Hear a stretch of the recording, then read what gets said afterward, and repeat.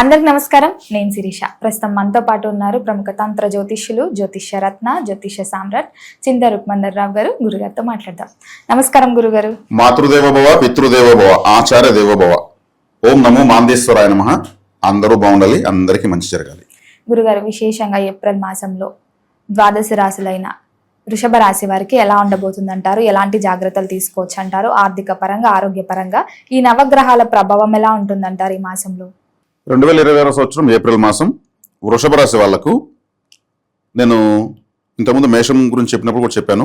ద్వాదశ రాశుల వాళ్ళకు కాలసర్ప దోష ప్రభావం నడుస్తూ ఉంది. అది ఈ రాశికి కూడా వర్తిస్తుంది. ఈ రాశ్యాధిపతి ఈ రాశికి వ్యయ స్థానంలో ఉన్నాడు శుక్రుడు. ఈ రాశికి లాభస్థానంలో 4 గ్రహాలు ఉన్నాయి: శని, కుజ, బుధ, రవి. ఈ రాశికి ద్వితీయంలో గురువు ఉన్నాడు. అదేవిధంగా ఈ రాశికి చతుర్థంలో కేతు ఉన్నాడు. 10వ ఇంట్లో రాహు ఉన్నాడు. ఓవరాల్గా తీసుకుంటే ఈ ఒక కాలసర్ప దోషం తప్ప మిగతా ఈ రాశికి బాగానే ఉంది. చాలా చాలా బాగుంది. ఎందుకంటే కాలసర్ప దోషం అంటే రాహుకేతుల మధ్యలో అన్ని బంధించబడ్డాయి. 10వ ఇంట్లో రాహు చాలా దిగ్బలాన్ని పొందాడు. మూల త్రికోణ రాశిలో ఉన్నాడు. చాలా మంచివాడు రాహు. ఇంకా 4వ ఇంట్లో కేతు ఉన్నప్పుడు వీళ్లకు గృహ వాతావరణంలో కాస్త అన్కంఫర్ట్స్ ఉంటాయి. సొంత గ్రామంలో కొంత అన్కంఫర్ట్స్ ఉంటాయి. ఆస్తులు ఏదన్నా ఆస్తులు సంబంధించినటువంటి ఖర్చులు కానీ, లేదంటే ఏదైనా చేయాల్సిన పనులు ఆగిపోవడం కానీ, ఇండ్లు రిపేర్ చేయాలన్నా, కొత్త ఫ్లాట్ కొనాలన్నా, లేదా ఇంటినే రీమోడలింగ్ చేయాలన్నా, ఇవన్నింటిలో కొన్ని సమస్యలు ఎదుర్కోవాల్సి వస్తుంది. అంటే అనవసరంగా డబ్బులు అప్పుడు పెట్టేసినాము, ఎందుకు ఇప్పుడు కొద్ది రోజులు పోయింటే బాగుందని అనిపిస్తుంది. అంటే 4వ ఇంట్లో కేతు ఉన్నాడు. కేతు ఎక్కడుంటే అక్కడ ఆటంకం ఉంటుంది. ఎవరికైనా సరే కేతు ఎక్కడుంటే అక్కడ ఆటంకం ఉంది. శని ఎక్కడుంటే అక్కడ బాధ ఉంది. కుజుడు ఎక్కడుంటే అక్కడ ధైర్యం ఉంది. గురువు ఎక్కడుంటే అక్కడ డబ్బులు ఉంది. శుక్రుడు ఎక్కడుంటే అక్కడ లగ్జరీ ఉంది. రాహువు ఎక్కడుంటే అక్కడ మోసం ఉంది. బుధుడు ఎక్కడుంటే అక్కడ ఇంటెలిజెన్స్ ఉంది, ఒక క్యాలిక్యులేషన్ ఉంది లైఫ్కి సంబంధించి. ఎక్కడన్నా ఉన్నాయి అక్కడ సంబంధించినటువంటి ఎనర్జీస్ ఇట్లా ఉంటాయి, మారుతూ ఉంటాయి. ఇవన్నీ ఆటంకం ఎక్కడుంది? ఇంట్లోనే ఉంది. 4వ ఇల్లు అంటే సొంత ఇల్లు అని అర్థం. ఆస్తులు, కారు లేదా వెహికల్స్, సొంత గ్రామము, బంధువులు, ఇవన్నిట్లో ఆటంకం ఉంది. ఈ కేతు యొక్క ఆటంకాన్ని తొలగించుకోవాలి. ఏం చేయాలి? విఘ్నేశ్వర ఆరాధన ఎక్కువ చేయాలి. వినాయకుడు, సుబ్రహ్మణ్య స్వామి, వీళ్ళిద్దరి కంట్రోల్లో కేతు గ్రహం ఉంటుంది. అప్పుడు సుబ్రహ్మణ్య, విఘ్నేశ్వర ఇద్దరు నిలుచుకుంటారు కదా, బ్రదర్స్ లాగా, అన్నదమ్ములు ఇద్దరు ఫోటో ఉంటుంది. ఆ ఫోటో పెట్టి పూజ చేయాలి. లేదా వినాయకుడు గుడి పైన జెండాలు, ఫ్లాగ్స్, కాషాయం రంగు జెండాలు కట్టచ్చు. వినాయకుడు నైవేద్య ప్రియుడు కాబట్టి కొబ్బరికాయ, అరటిపండు, తేనె, కలకండు, ఇంకేదో నేచురల్గా ఉన్న ఫుడ్ సమర్పించి నమస్కారం చేసుకుంటూ ఉండాలి. లేదు తల్లినలు తీసేస్తే ఇంకా మంచిది, గున్ను కూడా వేస్తే మంచిది. ఈ మాసంలో అంటే తల్లులు అంటే మన వెంట్రుకలు కేతు గ్రహమే, మన గోర్లు రాహువు, మన పండ్లు కుజుడు. అంటే ఎక్స్టర్నల్ బోన్స్ అంటారు వీటిని, బయటికి కనిపించే ఎముకలు ఇవి. మనం ఎముకలు ఎక్కడ ఉన్నాయంటే శరీరం లోపల ఉంటాయి అనుకుంటాం, పైన కూడా మనకు కనిపిస్తున్నాయి ఎముకలు. పండ్లు, గోర్లు, వెంట్రుకలు. ఇది కేతువు, ఇది రాహువు, ఇది కుజుడు. కాబట్టి కేతువు 4వ ఇంట్లో ఆటంకం ఇస్తున్నాడు కదా, తల్లినలు తీసేయాలి. ఎక్కడ? ఓ కాణిపాకంలోనూ లేదు సుబ్రహ్మణ్య స్వామిలోనూ ఇచ్చేయాలి. వాళ్ళ కంట్రోల్లో కేతు ఉన్నాడు కాబట్టి. మనకు సౌందర్యాన్ని త్యాగం చేసాం కదా, మనకు ఇష్టమైనది మనం వదిలేస్తే మనకు అవసరమైనది మనకు వస్తుంది. అంటే ఉన్న సంతోషం పోయి లేని ఆనందం వస్తుందని అర్థం. ఉన్న సంతోషం తీసేస్తాం, అప్పటి వరకు లేని ఆనందం వస్తుంది. ఇవి లాజిక్స్, పరిహారాలు అంటారు వీటిని. ఇది కేతు గ్రహానికి. మీతంతా బాగుంది. కాలసర్ప దోషం ఉంది కాబట్టి ఈ సమయంలో ఏ రాశి వాళ్ళైనా సరే ఎవరిని నమ్మకూడదు. ఎన్నో చెప్తారు సమాజంలో, ఎవరు అవసరానికి వాళ్ళు ఉంటారు. నరజాతి సమస్తం పరపీడన పరాయణం. ప్రతి ఒక్కరు ఇంకొకరిని దోచుకోవడానికే ఉన్నారు. ఆ దోచుకునే దాంట్లో నిజాయితీ ఉంటే చాలు. దోచుకోవడం నిజాయితీ ఎట్లా? మీరున్నారు, మీకేదో నాతో అవసరం ఉంది, లేదు నాకేదో మీతో అవసరం ఉంది, మీకు మంచి జరగాలి, నాకు మంచి జరగాలి, ఇద్దరికి బెనిఫిట్ అయ్యేట్టుగా ఏదైనా చేయాలి. మీకు పూర్తిగా మీకు అన్యాయం జరిపేసి నాకే బెనిఫిట్ జరగాలనుకున్నప్పుడు అది మోసం చేసినట్టు లెక్క. ఇలా జనాలు లేరు కదా. ఈ సమయంలో అవకాశవాదులు వస్తారు అని అర్థం. అవకాశవాదం అంటే అవసరం తీర్చుకుని వదిలేసే వాళ్ళు వస్తారని అర్థం. అది కొంచెం కేర్ఫుల్గా చూసుకోవాలి. గరుక్మంతుని ఆరాధించాలి. గరుడ ఆరాధన చేయడం వలన శ్రీ వెంకటేశ్వర స్వామి గుళ్ళో గరుక్మంతుల వారి విగ్రహం ఉంటుంది. వెళ్ళి నమస్కారం చేసుకుని అగరబత్తులు వెలిగించడము, దీపం పెట్టడము, ఏదైనా అరటి పండ్లతో ఒక మాల తయారు చేసి దండలాగా స్వామివారి మెడలో వేయడము, మన జాతకము లేదా డాక్యుమెంట్స్, బండి కీసో ఉంటే ఆయన పాదాల కాడ పెట్టి నమస్కారం చేసి తీసుకోవడము. దానికి నెగిటివ్ పోతుంది. గద్ద కనిపిస్తే ఆకాశంలో నమస్కారం చేసుకోవడము, ఓ గద్ద ఫోటో తెచ్చి ఇంట్లోనే తగిలించుకోవడము, గ్రద్ద ఉన్నటువంటి రింగు, డాలరు, టాటూ లాంటివి వేసుకోవడము. గ్రద్ద ఫోటో ఇంట్లో పెట్టుకోవచ్చు. బ్రహ్మాండం చేసుకోవచ్చు, ఎందుకు పెట్టుకోకూడదు? మహావిష్ణు వాహనం కదా. మనం లాజిక్స్ చెప్పిస్తున్నాం. దీనికోసం ఏదో గరుడ పూజ చేస్తాం, ఒక 50,000 అడగడం లేదు కదా. మనము ఎవరికి వాళ్ళు చేసుకోవాలండి. జ్యోతిష్యం అనేది ఖర్చులు పెట్టేదే అని కాదు, తక్కువ ఖర్చులతోనే ఖచ్చితమైనటువంటి పరిహారాలు చేసుకుని అధిగమించవచ్చు అనేది. దేవుని మనసు గెలిచేది పరిహారం అంటే. కొన్ని ఉంటాయి ఖచ్చితంగా పెట్టాలి, రారు, వాటికే పెట్టాలి. కానీ పెట్టగలిగే శక్తి ఉన్నప్పుడే పెట్టాలి. కానీ పట్టిన దానికంతా పరిహారాలు ఇంత ఖర్చు అంత ఖర్చు చెప్పకూడదు. నిజంగా డబ్బు ఉంటే కూడా పరిహారం ఖర్చుల్లో పెట్టకూడదు, చెప్పకూడదు. డబ్బు ఉంది కదా వాళ్ళకి ఏం ఖర్చు పెట్టిద్దామంటే వాళ్ళకి మాత్రం ఊరికి వస్తుంది. కాబట్టి ఇవన్నీ చేసుకోవచ్చు. ఇక లాభంలో 4 గ్రహాలు ఉన్నాయి, చాలా విశేషంగా రాజయోగం వీళ్ళకు. వ్యయ స్థానంలో శుక్రుడు ఉన్నాడు, ఇది ఇంకా సూపరు. వ్యయంలో శుక్రుడు ఉంటే సూపర్ అంటే ఏంటంటే 12వ స్థానంలో శుక్రుడు అన్ని రాసు భావాల్లో కన్నా 12వ రాశిలో శుక్రుడు ఉండగా పుట్టిన వాళ్ళు వ్యక్తిగత జాతకంలో కూడా వాళ్ళంత లగ్జరీ పర్సన్ ఇంకొకరు ఉంటారు ప్రపంచంలో. 12వ ఇంట్లో శుక్రుడు పుట్టిన వాళ్ళు ఈ భూమి పైన ఉన్న అన్ని సౌకర్యాలు అనుభవిస్తారని అర్థం. అందుకు 12వ స్థానంలో గ్రహాలు ఉండకూడదు, కానీ శుక్రుడు ఉండాలి. శుక్రుడు ఉండగా పుట్టినోడు లగ్జరీ లైఫ్ ఉంటుందా. ఇంకా వాళ్ళు పడుకుంటే అన్ని వాళ్ళ కాళ్ళ కాడికి వస్తాయి. 12వ స్థానం అంటే కాలపురుషుడికి పడుకునే స్థానం. అది శ్రీ మహావిష్ణువు పడుకుంటాడు కదా, ఆయన కాళ్ళ కాడ ఎవరు ఉంటారు? లక్ష్మీదేవి ఉంటుంది. లక్ష్మీదేవి అంటే ఎవరు? శుక్రుడు.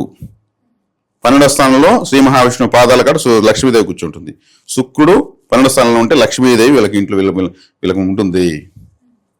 మహావిష్ణువు వచ్చే సాక్షాత్ పడుకున్నట్టే లెక్క, లక్ష్మీనారాయణ ఉన్నట్టే లెక్క.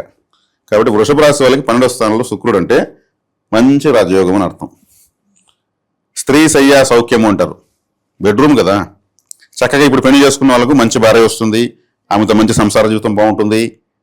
ఆ భార్య వచ్చిన ములుకుని అదృష్టకరంగా ఉంటుంది. పెళ్ళైన ములుకుని బాగా సెట్ అయిపోయింది అంటారు. లేదా అమ్మాయి ఉంటే మంచి భర్త వస్తాడు, చక్కగా మంచి హనీమూన్ వెళ్తారు. శుక్రుడు అంటే కాముకత్వానికి కారకుడు. కాబట్టి ఈ బెడ్ కంఫర్ట్స్ అనేవి బాగుంటాయని అర్థము. కాబట్టి ఈ శుక్రుడు 12వ స్థానంలో వృషభ రాశి వాళ్ళకు ఉండడము చాలా చాలా మంచిది. అందులో ఈ వృషభ రాశి అంటేనే ఇది అట్రాక్టింగ్ రాశి. ఇది దీనంత అట్రాక్టింగ్ రాశి 12 రాశిలో ఏది లేదు. ఆ రాశిలోనే శ్రీకృష్ణుడు వారు పుట్టారు. 16,000 మంది అట్రాక్ట్ అయ్యారు ఆయనకి, గోపికలు, 8 మంది భార్యలు. వీళ్ళంతా కాకుండా మళ్ళీ ఒక ప్రియురాలు రాధాదేవి. ఎంత అట్రాక్షన్ ఉండాల వృషభం అంటే. దానికి 12వ ఇంట్లో మళ్ళీ శుక్రుడు. కాబట్టి అయ్యో 12 ద్వాదశంలోకి శుక్రుడు, వ్యయస్థానంలోకి, నష్టంలోకి ఏం లేదు. ఆయన అక్కడ పండగ చేసి వెళ్ళిపోయేస్తాడు. కాలసర్పదోషాన్ని పరిహారం చేసుకోవాలి. 2వ ఇంట్లో గురువు ఉన్నాడు, చాలా మంచిది. గోచారిత్య గురువు 2వ ఇంట్లో చాలా మంచివాడు. ఈ రాశికి అష్టమాధిపతి 2లో ఉన్నాడు. 2లో ఉన్నప్పుడు ఆయన గోచారిత్య మంచి ఫలితాన్ని ఇస్తాడు. అష్టమాధిపత్యం వల్ల కొంత అన్కంఫర్ట్ ఉంటుంది. మరి ఆరోగ్యపరంగా దూర ప్రయాణాలు కూడా చేయొచ్చు అంటారా? దూర ప్రయాణాలు చేయొచ్చండి. దూర ప్రయాణాలు ఉన్నటువంటి మంచి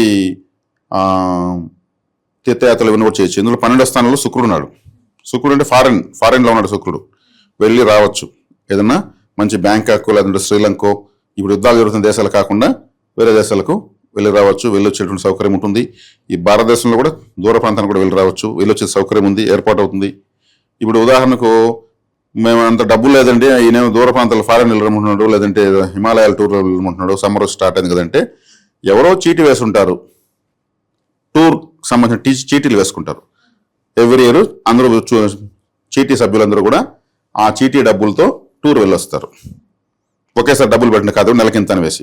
అందులో ఒక వ్యక్తి పోలేడు, నా బదులు ఎవరైనా పంపిస్తాను, వీళ్ళకి వస్తుంది ఆఫర్, నువ్వు నాకు మళ్ళీ నువ్వు వెళ్ళిపో, ఆ టీ వేస్ట్ అవుతుంది, అట్లా వస్తాయి అవకాశాలు. కాబట్టి బాగా ఎంజాయ్ చేస్తారు. ఏప్రిల్ మాసం బాగుంది. కాలసర్పదోషం జాగ్రత్త తీసుకోవాలి. గురుగారు, మరి ముఖ్యంగా ఈ మాసంలో ఈ రాశి వారికి ధనపరంగా ఎలా ఉంటుందంటారు? ఉద్యోగ పరంగా కొత్తగా బిజినెస్ స్టార్ట్ చేద్దాం అనుకుంటుంటారు కదా, మరి వాళ్ళకి ఎలా ఉంటుందంటారు వృషభ రాశి వారికి?